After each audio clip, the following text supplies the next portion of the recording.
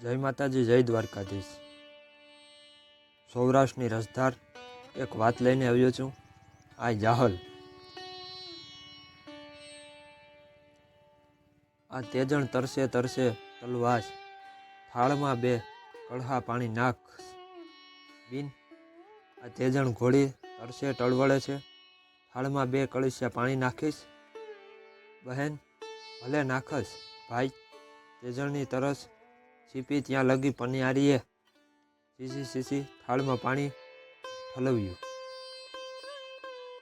તરસ છીપાતા ઘોડીએ મોં ઊંચું કરી જોરથી હણહણાટી નાખી, કેમ જાણે એના ધણીને શાન કરતી હોય કે હવે હું તૈયાર છું। તેજણનો અસવાર તે પૂંછડીનો મેર લાધવો હતો। લાધવો બારાડીમાં પોતાના સગાને મળવા ગયેલો તે આજે પૂંછડી વણી પાછો વળ્યો હતો। રસ્તો કાટવાણ પાછે થઈને પસાર થતો હતો, તેથી અત્યારે તે કાટવાણના પાદર સુધી આવ્યો હતો અને તરસી થયેલી ઘોડીએ જોર કરી અસવારને ડેરવાવ તરફ લાવતા તે વાવની નજીક આવ્યો હતો। તે સમયે પાણી ભરવા આવેલી પનિયારીએ તે તારણિયાએ જાહલ હતી અને તેને અસવાર સાથે ઉપર પ્રમાણે વાતચીત થઈ હતી। પાણી પાનારનું કરજ ફીટાવવા સારું લાધવો 5 કોરીઓ પનિયારીઓના પગ તરફ થોડે દૂર ફેંકી અને બોલ્યો, લે બેન, તારા વીર લાધવાના આ કમખો। જો ના પાડ તો તુને આ ભાઈના સહમ છે। જામનગરને હદમાં આવેલા બરડા પ્રાંતનો વિભાગ બરાડી નામથી ઓળખાય છે। પનિયારીઓ બોલી, લાધાભાઈ, એની કાંઈ જરૂર નથી। મારે ઘરે પ્રભુનો પ્રતાપ છે। તમે સહમ દીધા એટલે લાચાર હું કમખો લાશ, પણ એક વાતે ખરા બપોર થયાસ એટલે શિરામણ કીધા વિના બિનને ઘરેથી ભૂખ્યા ન જવાય। લાધવે ઘણી આનાકાની કરી, પણ ખરા ભાવના આગ્રહ પાસે છટકનારો કોણ છે? ધીમે ધીમે તેણે પોતાની ઘોડી જાહલની પાછળ હાંકી અને બહેનને ખોરડે આવ્યો। એની ઓસરીની થાંભલીએ ઘોડીને બાંધી અને જાહલે ઓસરીમાં નાખી આપેલા ચાકડા ઉપર તે બેઠો। જાહલની ઉંમર આશરે 20 વર્ષની હતી। એના અંગે અંગમાંથી રૂપ નીતરતું હતું। જાહલના પતિનું નામ તારણ ધાનો ભેડો હતું। જાહલે એ ધાના ભેડાની નવી પરણેલી પત્ની હતી। પોતાની જૂની સ્ત્રી પુનસરીને 45 વર્ષ લગી કાંઈ સોરું ન થયું ત્યારે ધાના ભેડાએ પુત્રની લાલચાએ 2 વર્ષોથી આ નવું લગ્ન કર્યું હતું અને બંને શોકિયા વચ્ચે સારો બનાવ ન રહેવાથી તેમને થોડી દૂર નોખા નોખા ઘરોમાં રાખી હતી। ધાના મોટા ભાગે નવા ઘરનો અતિથિ હતો। પુનસરીને વિશેષ ઈર્ષ્યાનું કારણ આ પણ હતું, નસીબ જોગે આજે ધાનો ઘેર નહોતો, કંઈ અમે બહારગામ ગયો હતો। જાહલે લીલાછમ રંગના જાડા બાજરાના 2 રોટલા, તાંસળી ભરી દૂધ, આગળ ગોળનું એક મોટું દડબું અને ડુંગળીનું શાક જે પહેલેથી તૈયાર હતા તે પૂરું ભાવે પરોણાને પીરસ્યા। લાધવો પણ પોતાનું આંગળું સાગામાસી ઉપર મૂકી કોગળા કરી તથા પગ ધોઈ ઓરડામાં જમવા બેઠો। બસ પુનસરીને જોઈતું હતું તેવું નિંદાનું કારણ મળી આવ્યું। અલી, એ જોજે, એ લોઠો કુણ છે? એ કુણને તાણા કરી કરીને પીરસે છે? એવી એ ચર્ચા તેણે પડોશમાં ચાલુ કરી। ચેપકા જેવામાં ચતુર ચારણિયાણીઓના ટોળા એકઠા થઈ બિચારી નિર્દોષ જાહલની મન ભાવતી નિંદા કરવા લાગ્યા।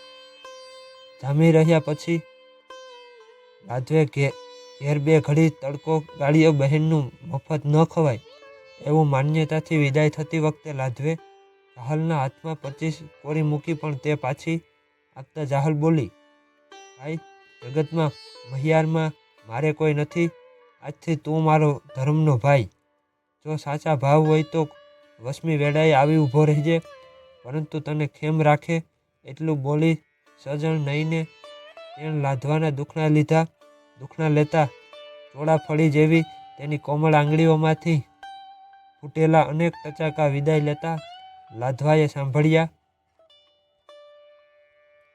બહેનને પગે લાગી લાધવા સાસર સવાર થયો.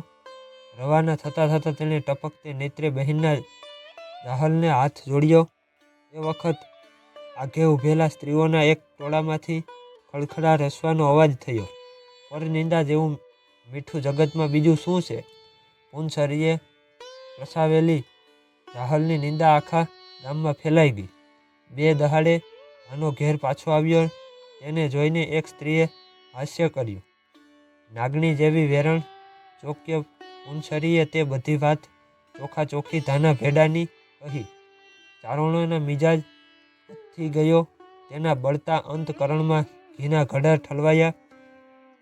ધાનો ભેડો એક તો બહાર ગામથી થાક્યો પાક્યો આવેલો, વગડાના વાતો તેના માથામાં ભરાયેલા જ હતો. તેમાં અધૂરામાં પૂરું આ દારૂનું વાત સાંભળી એટલે બાકી શું રહે? ધુઆપુઆ થયેલો ચારણ હાથમાં ચામખો લઈ ફાટી આંખે જાહલના મકાન તરફ ચાલ્યો.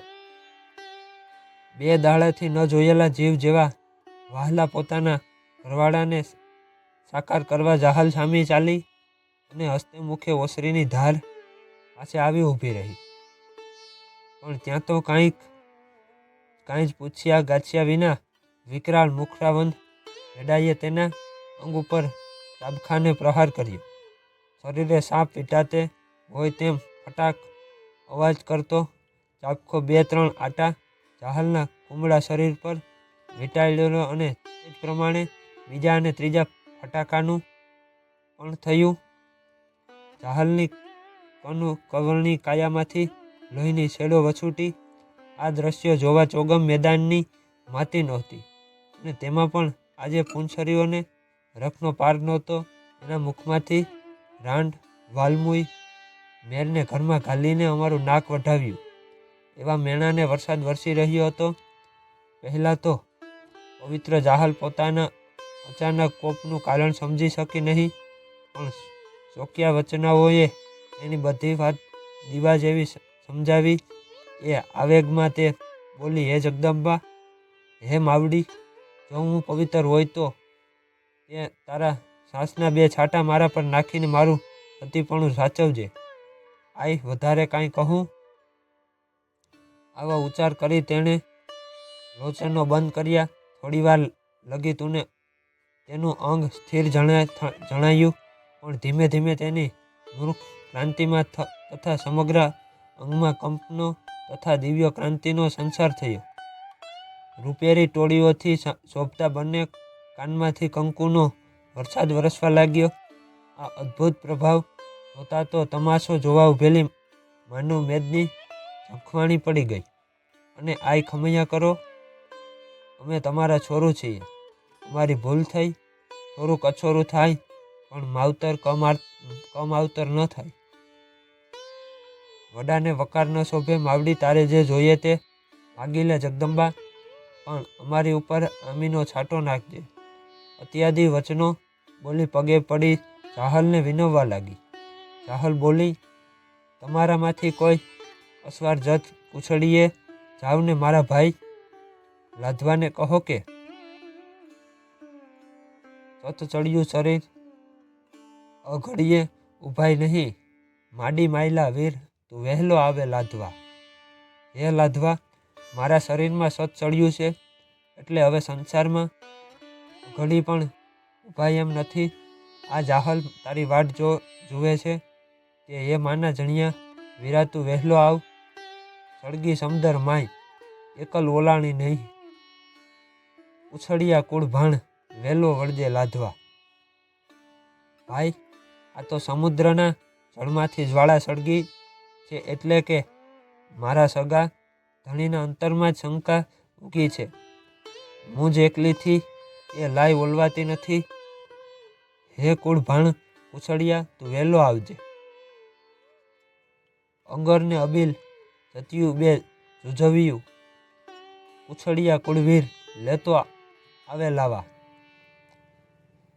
સ્વાદિલું સગા ભોજનમાં લઈ ભેળવીએ તે સોરંફી સગા લેતા આવે લાધવા. તું આવ ત્યારે ખાલી ન આવતો. હું સતી થાઉં છું તો તેને લાયકનો સામાન પણ જોઈશે. જુદી જુદી જાતના હોવા છતાં પણ સાથે જ વપરાતા અંગર અને અબીલ હોય છે. ભોજનમાં ભેળવાતું સ્વાદ અને તોડામણું ઘી પણ જોઈશે. તે તમામ લેતો આવજે. આજ્ઞા સાંભળતા જ ગામોટ ઘોડીએ ચડીને કુછડી તરફ ધાર્યો. લાધો મેરને મળ્યો અને તેને બહેનનો સંદેશો કહ્યો. પોતાના માટે બહેનને માથે આવી પડેલી આફતથી લાધવાના કોમળ કાળજામાં ભારે આઘાત થયો. પણ શું કરે? બહેનને મંગાવેલી સામગ્રી મળી આવ્યા એટલા અંગરચંદનમાં કાષ્ઠો, અબીલ, ગલાલના પડા, કંકુ, નાડા, છંડી, ચૂંદડી, મોડિયું, શ્રીફળ અને ઘીના ભરેલા 2 ડબ્બા નાખીને તેણે 2 ચાંદડીઓ કાટવાળના ભણી વિદાય કરી અને પોતે પણ સાસો કમખો લઈ પોતાની ઘરવાળી રૂપી સાથે ચડીને બહેનના છેલ્લા દર્શન માટે ચાલ્યો. લાધવો કોટવાણે પહોંચ્યો પણ આજે તો ગામને રંગ બદલાઈ ગયો હતો. 2 દાહડા પહેલા જોયેલું નીરવ કાટવાણું આજે નહોતું. આજે તેમાં અનેક શરણાઈઓના સણસણાટ થતો હતો અને ત્રાંબાળું ઢોલ ધ્રુબકી દિગાન ડોલાવી રહ્યા હતા. મધજરતે મીઠે ગળે સ્ત્રીઓ મંગળ ગીતો ગાતી હતી. સૌને મોખરે લાંબા અને છૂટા કેસવાળી વિશાળ લટમાં કેસરની પિયળવાળી અને ભવ્ય મુખમુદ્રાવાળી જહાલ હાથમાં શ્રીફળ લઈ મંદ પગલે ચાલતી હતી. આજે એની ઠેકડી કરવાની તો શું, પણ તેની તેજભરી ક્રાંતિ સામે જોવાનું પણ માનવીઓની તાકાત નથી.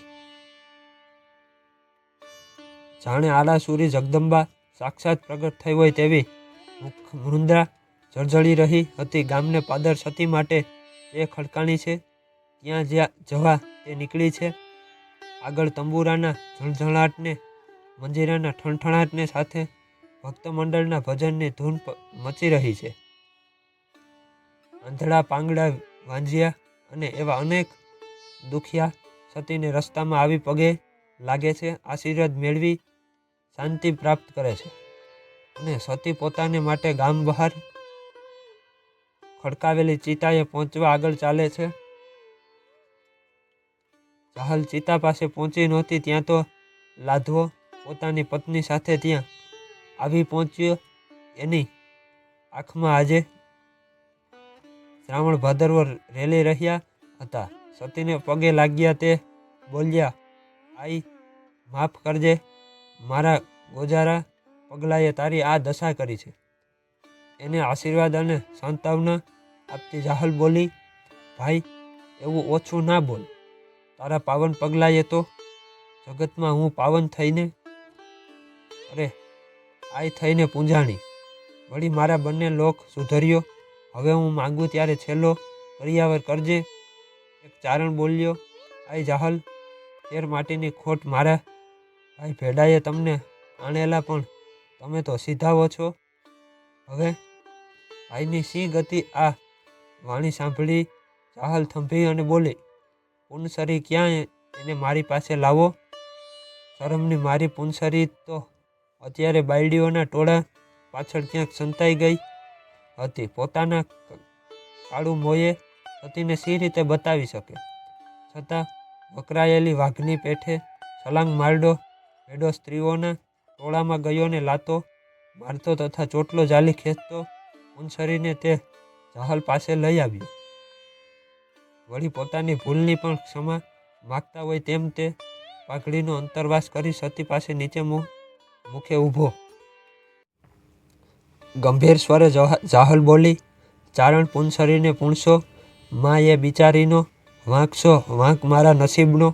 બેન પુનસરી, મારું વરદાન છે કે આજથી 9મે મહિને તારે ઘેર પારણું બંધાશે ને ધણીનો વંશ રહેશે. પણ ભોળા ભરથાર ભેડા ખબરદાર, જો વંશ હલાવવો હોય તો તે હવેથી ડેરવાવનું પાણી અઘરાજ આગ્રહ કરજો. એ મારું વચન છે. વળી ઢાલ જોશેથી ધડુસવા લાગ્યા. કાયરને પણ સુરવીર કરે એવા શરણાઈનું સિંધુડા સ્વરે ચાલવા લાગ્યા ને જે અંબેના આકાશ ભેદી સ્વરો નીકળતા ચારણ પુત્રી જાસલ ચિતા પર ચડી તેના ચારણોની 10 આંગળીઓમાંથી એકસાથે અગ્નિની જ્વાળાઓ નીકળીને તેણે ચિતાને ભડભડાટ પ્રજ્વલિત કરી. થોડી વારમાં સર્વભક્ષી અગ્નિદેવની રંગબેરંગી જ્વાળાઓ ભડક ભડક અવાજ કરી ચિતા પર ખેલવા લાગી. એવામાં ચિતા ઉપરની ઝૂંપીમાંથી સ્વર આવ્યો, વીરા લાધવા, તું મારા 7 જન્મારાનો ભાઈ છે. વિના તું ચિતા પર આવ ને બેનને છેલ્લી વારના કમોખા આપી પાછો સીધાવ. ખરો મર્દ પવિત્ર મેલ લાધવો છલાંગ મારી ચિતા પર ચડ્યો, પણ અગ્નિની જ્વાળા તેને ટાઢી બોલ લાગી. બહેનના પવિત્ર શરીર ઉપર ઘીનો વોમ કર્યો ને આંસુ ભરીએ નયને હાથે જોડી તે ઊભો રહ્યો. સતી જાહલ બોલી, ભાઈ તુને શું આપવું? તારા માયા મિલકત છે, સોયા છોકરા છે ને લાજ આબરૂ પણ છે, પણ મારું વચન છે કે જે તારા કુળનો હશે તે કદી સત નહીં ચૂકે. તથાસ્તુ. આય એટલો ઉચ્ચાર કરી રોતો રોતો લાધવો વગર આંચે ઉપરથી નીચે ઉતર્યો. આ વાત અહીંયા પૂર્ણ થાય છે. આ વાત આપને ગમી હોય તો વિડીયોને લાઈક શેર કરી દેજો. મળીએ બીજી વાત સાથે. જય માતાજી, જય દ્વારકાધીશ.